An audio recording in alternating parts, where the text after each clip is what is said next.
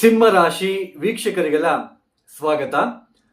ಮಗ ನಕ್ಷತ್ರ 4 ಪಾದಗಳು, ಪೂರ್ವ ಪಾಲ್ಗುಣಿ ಅಂದ್ರೆ ಪುಬ್ಬ ನಕ್ಷತ್ರ 4 ಪಾದಗಳು, ಹಾಗೇನೆ ಉತ್ತರ ಪಾಲ್ಗುಣಿ ಅಂದ್ರೆ ಉತ್ತರ ನಕ್ಷತ್ರ 1ನೇ ಪಾದ ಸಿಂಹ ರಾಶಿಯಲ್ಲಿ ಬರ್ತಕ್ಕಂತಹ ನಕ್ಷತ್ರಗಳಾಗಿರುತ್ತೆ.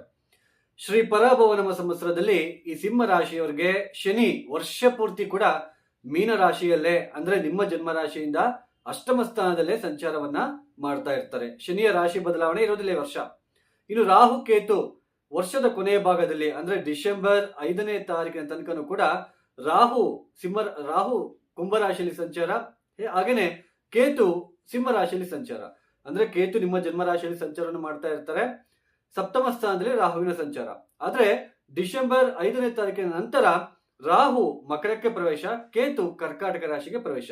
ಅಂದ್ರೆ ನಿಮ್ಮ ಜನ್ಮ ರಾಶಿಯಿಂದ 6ನೇ ಮನೆಗೆ ರಾಹುವಿನ ಪ್ರವೇಶ, 12ನೇ ಮನೆಗೆ ಕೇತುವಿನ ಪ್ರವೇಶ. ಇನ್ನು ಗುರುವಿನ ಸಂಚಾರ ಜೂನ್ 1ನೇ ತಾರೀಕಿನ ತನಕ ಗುರು ಮಿಥುನ ರಾಶಿಯಲ್ಲಿ ಸಂಚಾರವನ್ನು ಮಾಡ್ತಾ ಇರ್ತಾರೆ. ಜೂನ್ 1ನೇ ತಾರೀಕಿನ ನಂತರ ಕರ್ಕಾಟಕ ರಾಶಿಗೆ ಪ್ರವೇಶ, ಅಂದ್ರೆ ನಿಮ್ಮ ಜನ್ಮ ರಾಶಿಯಿಂದ ವ್ಯಯಸ್ಥಾನಕ್ಕೆ ಪ್ರವೇಶವನ್ನು ಮಾಡ್ತಾ ಇದ್ದಾರೆ. ಈ ಗ್ರಹ ಸಂಚಾರ ರೀತ್ಯ ಸಿಂಹ ರಾಶಿಯವರಿಗೆ ನೋಡಿ, ಸಿಂಹ ರಾಶಿಯ ಸ್ನೇಹಿತರೆ, ಒಂದು ಮುಖ್ಯವಾಗಿರ್ತಕ್ಕಂತಹ ವಿಷಯವನ್ನು ನೀವು ಗಮನಿಸಲೇಬೇಕು.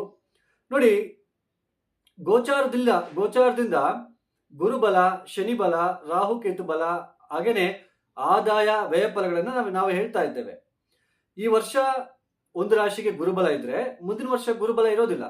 ಹಾಗೆ ಕೆಲವರು ಹೇಳ್ತಾ ಇರ್ತಾರೆ, ನಮಗೆ 7.5 ಶನಿ ನಡೀತಾ ಇದೆ ಅಂತ ಹೇಳ್ತಾ ಇದ್ದಾರೆ, ನಿಮ್ಗೆ ತುಂಬಾ ಚೆನ್ನಾಗಿದೆ ಅಂತ ಹೇಳ್ತಾ ಇದ್ದಾರೆ, ಆದ್ರೆ ನಮಗೆ ಇನ್ನೂ ಚೆನ್ನಾಗಿ ಆಗ್ತಾ ಇಲ್ಲ ಅಂತ ಹೇಳ್ಬಿಟ್ಟು. ನೋಡಿ, ಗೋಚಾರದಲ್ಲಿ ಇರ್ತಕ್ಕಂತಹ ಗುರುಬಲ ಶನಿ ಬಲದಿಂದಲೇ ನಮ್ಮ ಜೀವನದಲ್ಲಿ ಎಲ್ಲವೂ ನಡೆಯೋದಿಲ್ಲ. ನಮ್ಮ ವೈಯಕ್ತಿಕ ಜನ್ಮ ಜಾತಕದಲ್ಲಿ ಉತ್ತಮವಾಗಿರ್ತಕ್ಕಂತಹ ಗ್ರಹ ದಶಭುಕ್ತಿ ನಡೀತಾ ಇದ್ರೆ ನಮ್ಮ ಜೀವನ ಚೆನ್ನಾಗೇ ಇರುತ್ತೆ. ಉದ್ಯೋಗದಲ್ಲಿ, ವ್ಯಾಪಾರದಲ್ಲಿ, ಒಳ್ಳೆ ಹಣಕಾಸಿನ ವಿಚಾರದಲ್ಲಿ ಪ್ರಗತಿ ನೋಡ್ತಾ ಹೋಗ್ತಾ ಇರ್ತೀವಿ. ಆ ಸಮಯದಲ್ಲಿ ಗುರುಬಲ ಬಂದ್ರೆ ಇನ್ನೂ ದುಪ್ಪಟ್ಟು ಉತ್ತಮವಾಗಿರ್ತಕ್ಕಂತಹ ಫಲಿತಾಂಶವನ್ನು ನಾವು ನೋಡ್ತೀವಿ. ಅದೇ ಉತ್ತಮವಾಗಿರ್ತಕ್ಕಂತಹ ಗ್ರಹಗಳ ದಶಭುಕ್ತಿ ನಡಿಬೇಕಾದ್ರೆ ಗುರುಬಲ ಇಲ್ಲ ಅಂದ್ರೂ ಕೂಡ ನಡ್ಕೊಂಡು ಹೋಗ್ಬಿಡುತ್ತೆ. ಮತ್ತು ಪಾಪಗ್ರಹಗಳ ದಶಾಭುಕ್ತಿ ಕಾಲದಲ್ಲಿ ನಮಗೆ ತುಂಬಾ ನೋವು ಪಡ್ತಾ ಇರ್ತೀವಿ. ಯಾಕಂದ್ರೆ ನಮ್ಮ ಜಾತಕ ರೀತ್ಯ ಪಾಪಗ್ರಹಗಳ ದಶಾಭುಕ್ತಿ ನಡೀತಾ ಇರುತ್ತೆ, ತೊಂದರೆಗಳನ್ನ ಅನುಭವಿಸ್ತಾ ಹೋಗ್ತಾ ಇರ್ತೀವಿ. ಆ ಸಮಯದಲ್ಲಿ ಏನಾದ್ರೂ ಗುರುಬಲ ಬಂದ್ರೆ ಎಷ್ಟು ದಿನ ಗುರುಬಲ ಇರುತ್ತೋ ಅಷ್ಟು ದಿನ ಮಾತ್ರ ಸ್ವಲ್ಪ ನಿಟ್ಟುಸಿರು ಬಿಡ್ತೀವಿ. ಅಂದ್ರೆ ಬೇಸಿಗೆಯಲ್ಲಿ ಮಳೆ ಬಂದೋದಂಗಿರುತ್ತೆ. ಸೊ ಇದು ವಾಸ್ತವ, ಇದು ನೈಜತೆ. ನಮ್ಮ ಜನ್ಮ ಜಾತಕದಲ್ಲಿ ತುಂಬಾ ಇಂಪಾರ್ಟೆಂಟ್. ಅಲ್ಲಿ ನೆಗೆಟಿವ್ ಇದೆಯಾ, ಆ ಕರ್ಮ ನಾವು ಅನುಭವಿಸ್ಲೇಬೇಕು.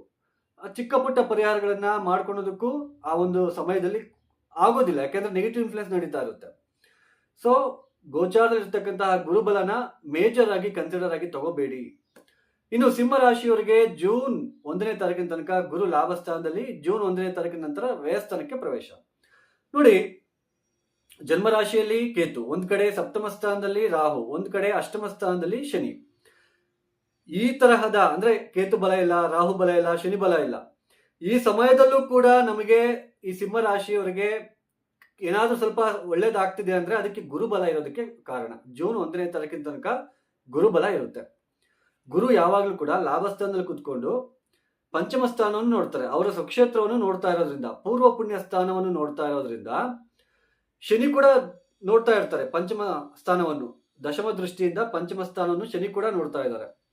ಸೊ ಗುರುವಿನ ದೃಷ್ಟಿ ಮೇಜರ್ ಆಗಿ ನಾವು ಕನ್ಸಿಡರ್ ಮಾಡ್ಕೊಂತೀವಿ. ಗುರು ದೃಷ್ಟಿ ಇರೋದ್ರಿಂದ ಪೂರ್ವ ಪುಣ್ಯ ಸ್ಥಾನದ ಮೇಲೆ ನಮ್ಮ ಒಂದು ಹೆಸರಿಗೆ ಧಕ್ಕೆ ಬಂದ್ರು, ಏನಾದ್ರೂ ಆತರ ವೇರಿಯೇಷನ್ ಅಂತ ಅನ್ಸಿದ್ರು ಅದು ದೊಡ್ಡ ಮಟ್ಟಕ್ಕೆ ಡ್ಯಾಮೇಜ್ ಆಗ್ದಂಗೆ ಸ್ವಲ್ಪ ಉತ್ತಮವಾದ ಫಲಿತಾಂಶಗಳನ್ನ ಆದಾಯ ವಿಚಾರದಲ್ಲಿ ಅಥವಾ ಆರ್ಥಿಕ ವಿಚಾರದಲ್ಲಿ, ನಾವು ಮಾಡ್ತಕ್ಕಂತಹ ಕೆಲಸ ಕಾರ್ಯಗಳಿಗೆ ಒಂದು ಒಳ್ಳೆಯ ರೆಸ್ಪಾನ್ಸ್ ಸಿಗೋದಾಗಲಿ, ಸಮಾಜದಲ್ಲಿ ಒಂದು ಗೌರವ ಸಿಗ್ತಕ್ಕಂಥದ್ದು, ಸ್ನೇಹಿತರಿಂದ ಸ್ವಲ್ಪ ಅವರ ಒಂದು ಪ್ರೀತಿಗೆ ನಾವು ಪಾತ್ರರಾಗ್ತಕ್ಕಂಥದ್ದು, ಆಮೇಲೆ ಸಂತಾನದ ವಿಚಾರದಲ್ಲೂ ಕೂಡ ಸಾಕಷ್ಟು ಉತ್ತಮವಾದ ಫಲಿತಾಂಶಗಳು. ಹಾಗೇನೆ ಗಂಡ ಹೆಂಡತಿರ ಮಧ್ಯೆ ಈ ಸಮಯದಲ್ಲಿ ನಿಮಗೆ ತೊಂದರೆ ಆಗ್ತಾ ಇದ್ರು ಕೂಡ ಆ ತೊಂದರೆ ವಿಪರೀತ ಮಟ್ಟಕ್ಕೆ ಹೋಗಿಲ್ಲ ಅಂದ್ರೆ ಲಾಭಸ್ಥಾನದಲ್ಲಿ ಇರ್ತಕ್ಕಂತಹ ಗುರುವಿನ ರಕ್ಷಣೆ ಮಾತ್ರ. ಲಾಭಸ್ಥಾನದಲ್ಲಿ ಗುರು ಇರೋ ತನಕ ಜೂನ್ 1ನೇ ತಾರೀಕಿನ ತನಕ ಸಿಂಹ ರಾಶಿಯವರಿಗೆ ಚೆನ್ನಾಗಿರುತ್ತೆ, ಪರವಾಗಿಲ್ಲ. ಜೂನ್ 1ಕ್ಕೆ 12ನೇ ಮನೆಗೆ ಪ್ರವೇಶ ಮಾಡ್ತಾರೆ, ಅಂದ್ರೆ ವ್ಯಯಸ್ಥಾನಕ್ಕೆ ಪ್ರವೇಶ ಮಾಡ್ತಾರೆ. ಅವಾಗ ಪಂಚಮ ಸ್ಥಾನದ ಮೇಲೆ ಗುರು ದೃಷ್ಟಿ ಹೊರಟೋಗ್ಬಿಡುತ್ತೆ. ಬೇರೆ ಯಾರ ದೃಷ್ಟಿ ಇರುತ್ತೆ? ಶನಿಯ ದೃಷ್ಟಿ ಇರುತ್ತೆ. ಈ ಸಮಯದಲ್ಲಿ ಮುಖ್ಯವಾಗಿ ವ್ಯಾಪಾರ ಅಭಿವೃದ್ಧಿಗೋಸ್ಕರ ಸ್ವಲ್ಪ ಅಂದ್ರೆ ಇನ್ವೆಸ್ಟ್ಮೆಂಟ್ ಮಾಡೋದನ್ನ ಕೈ ಬಿಡಿ. ಇನ್ವೆಸ್ಟ್ಮೆಂಟ್ ಸ್ವಲ್ಪ ನೋಡ್ಕೊಂಡ್ಬಿಟ್ಟು ಮುಂದುವರೆಯೋದು ಉತ್ತಮ. ಇಲ್ಲಾಂದ್ರೆ ನಷ್ಟ ಅನುಭವಿಸ್ತಕ್ಕಂಥದ್ದು, ನಿಮ್ಮ ಹೆಸರಿಗೆ ಖ್ಯಾತಿಗೆ ಧಕ್ಕೆ ಬರ್ತಕ್ಕಂಥದ್ದು, ಏನಾದರೂ ಅಪಕೀರ್ತಿಗೆ ಒಳಗಾಗ್ತಕ್ಕಂಥದ್ದು. 4 ಜನ ಒಂದೊಂದರ ಮಾತಾಡ್ಕೊಳ್ಳೋದಕ್ಕೆ ಸ್ಟಾರ್ಟ್ ಮಾಡ್ಕೊಂಡ್ಬಿಡ್ತಾರೆ ಈ ಸಮಯದಲ್ಲಿ. ಆಮೇಲೆ ಪ್ರೇಮಿಗಳು ಪ್ರೀತಿ ವ್ಯವಹಾರಗಳು ಏನೆಲ್ಲ ಇರ್ತವೆ ಅವೆಲ್ಲ, ಅದರಲ್ಲೆಲ್ಲ ನಷ್ಟ, ಅದರಲ್ಲೆಲ್ಲ ತುಂಬಾ ತೊಂದರೆಗಳನ್ನ ಅನುಭವಿಸ್ತಕ್ಕಂಥದ್ದು. ಪತಿ ಪತ್ನಿಯರಲ್ಲಿ ಕಲಹಗಳು, ಭಿನ್ನಾಭಿಪ್ರಾಯಗಳು ಸ್ವಲ್ಪ ದೂರ ಆಗ್ತಕ್ಕಂಥದ್ದು. ಹಾಗೇನೆ ಸಿಂಹರಾಶಿಯಲ್ಲಿ ಹುಟ್ಟಿರ್ತಕ್ಕಂತಹ ಬಹುತೇಕ ಮಂದಿಗೆ ಈ 2026ನೇ ಇಸ್ವಿಯಲ್ಲಿ ಸ್ಥಾನ ಪರಿವರ್ತನೆ ಕೂಡ ಇರುತ್ತೆ. ಉದ್ಯೋಗದ ನಿಮಿತ್ತ ಹಾಗೂ ಸ್ಥಾನದ ಪರಿವರ್ತನೆ, ಸ್ಥಳ ಬದಲಾವಣೆ. ಅದು ಉದ್ಯೋಗ ತಗೊಳ್ಳಿ, ಊರು ತಗೊಳ್ಳಿ, ಮನೆ ತಗೊಳ್ಳಿ, ಸ್ಥಾನ ಪರಿವರ್ತನೆ ಹೆಚ್ಚಾಗಿ ಕಂಡು ಬರ್ತಾ ಇರುತ್ತೆ. ಇನ್ನು ಮುಂದಕ್ಕೆ ಜೂನ್ 1ನೇ ತಾರೀಕಿನಿಂದ ಅಷ್ಟಮ ಸ್ಥಾನದಲ್ಲಿರ್ತಕ್ಕಂತಹ ಶನಿಯ ಉಪತಳ ಅಥವಾ ಶನಿಯ ನೆಗೆಟಿವ್ ಇನ್ಫ್ಲುಯೆನ್ಸ್ ಜಾಸ್ತಿ ಆಗುತ್ತೆ. ಆರೋಗ್ಯದ ವಿಚಾರದಲ್ಲಿ ಜಾಗ್ರತೆ, ಖರ್ಚುಗಳು ಜಾಸ್ತಿ ಆಗ್ತಕ್ಕಂಥದ್ದು, ಹಣಕಾಸಿನ ಇನ್ಕಮ್ ಕಡಿಮೆ, ಖರ್ಚುಗಳು ಜಾಸ್ತಿ. ಈ ತರಹದ ಪರಿಸ್ಥಿತಿಗಳು ಸಿಂಹ ರಾಶಿಯವರಲ್ಲಿ ಕಂಡು ಬರ್ತಾ ಇರೋದ್ರಿಂದ ಸ್ವಲ್ಪ ಜಾಗ್ರತೆ ಆಗಿರ್ಬೇಕು. ಈ ಶೇರ್ ಮಾರ್ಕೆಟ್ ಅಲ್ಲಿ ಇನ್ವೆಸ್ಟ್ಮೆಂಟ್ ಮಾಡೋದು, ಜೂಜಾಡೋದು, ಬೆಟ್ಟಿಂಗು, ಬಿಸ್ನೆಸ್ ಎಕ್ಸ್ಪ್ಯಾನ್ಷನ್ ಮಾಡ್ತೀನಿ ಅಂತ ಹೋಗಿ ಕೈ ಸುಟ್ಕೊಳ್ತಕ್ಕಂತಹ ಸಾಧ್ಯತೆ ಇರುತ್ತೆ. ಸ್ವಲ್ಪ ಹುಷಾರಾಗಿ ಇರೋದು ಉತ್ತಮ. ಪ್ರೀತಿ, ಪ್ರೇಮ ವ್ಯವಹಾರಗಳಲ್ಲಿ ಮೋಸ ಅಥವಾ ನಷ್ಟ ಅನುಭವಿಸ್ತಕ್ಕಂಥದ್ದು, ವಿವಾಹೇತರ ಸಂಬಂಧದಲ್ಲಿ ಸ್ವಲ್ಪ ನಷ್ಟಗಳು ಅಥವಾ ತುಂಬಾ ಮೋಸ ಹೋಗಿ ತುಂಬಾ ನೋವು ಪಡ್ತಕ್ಕಂಥದ್ದು, ಈ ತರಹದ ಪರಿಸ್ಥಿತಿಗಳು ನಿರ್ಮಾಣ ಆಗ್ತಾ ಇರೋದ್ರಿಂದ ಆದಷ್ಟು ಜಾಗ್ರತೆಯಿಂದ ಇದ್ರೆ ತುಂಬಾ ಉತ್ತಮ. ಶನಿ ಅಷ್ಟಮ ಸ್ಥಾನದಲ್ಲಿ ಇದಾರಲ್ವಾ, ಅಷ್ಟಕವರ್ಗ ಬಿಂದುಗಳನ್ನ ನೋಡ್ಕೊಳ್ಳಿ. 0, 1, 2 ಕೊಟ್ಟಿದ್ರೆ ಅವ್ರಿಗೆ ತೀವ್ರವಾಗಿರ್ತಕ್ಕಂತಹ ಸಂಕಟಗಳು ಜಾಸ್ತಿ ಇರುತ್ತೆ. 4, 5, 6 ಅಷ್ಟಕವರ್ಗ ಬಿಂದುಗಳು ಕೊಟ್ಟಿದ್ರೆ ಸಂಕಟಗಳು ಎದುರಾದ್ರೂ ಕೂಡ ಹೊರಗಡೆ ಬರ್ತೀವಿ ಅಂತ ಅರ್ಥ. ನನ್ನದು ಕೂಡ ಸಿಂಹ ರಾಶಿನೇ. ಏನಪ್ಪಾ ನೆಗೆಟಿವ್ ಆಗಿ ಹೇಳ್ತಿದ್ರೆ, ನನ್ನದು ಕೂಡ ಸಿಂಹ ರಾಶಿನೇ, ಮಖ ನಕ್ಷತ್ರ 4ನೇ ಪಾದ. ಸೊ ಸ್ವಲ್ಪ ಗುರುವಿನ ಪರಿಸ್ಥಿತಿ ಸರಿ ಇರೋದಿಲ್ಲ. ಜೂನ್ 1ನೇ ತಾರೀಕಿನಿಂದ ಅಷ್ಟಮ ಶನಿ, ಸಪ್ತಮ ರಾಹು ಎಲ್ಲ ತೊಂದರೆ ಕೊಡಕ್ಕೆ ಸ್ಟಾರ್ಟ್ ಮಾಡ್ಕೊಂತಾರೆ. ಸ್ವಲ್ಪ ಹುಷಾರಾಗಿ ಇರಬೇಕಾಗಿರ್ತಕ್ಕಂತಹ ಪರಿಸ್ಥಿತಿ ನಮ್ಮ ಸಿಂಹ ರಾಶಿಯವರದ್ದು. ಇನ್ನು ವಿವಾಹಕ್ಕೆ ಅಡೆತಡೆಗಳು ಇವೆಲ್ಲನೂ ಕೂಡ ಇದ್ದೇ ಇರುತ್ತೆ ನಿಮಗೆ ಜೂನ್ 1ನೇ ತಾರೀಕಿನಿಂದ.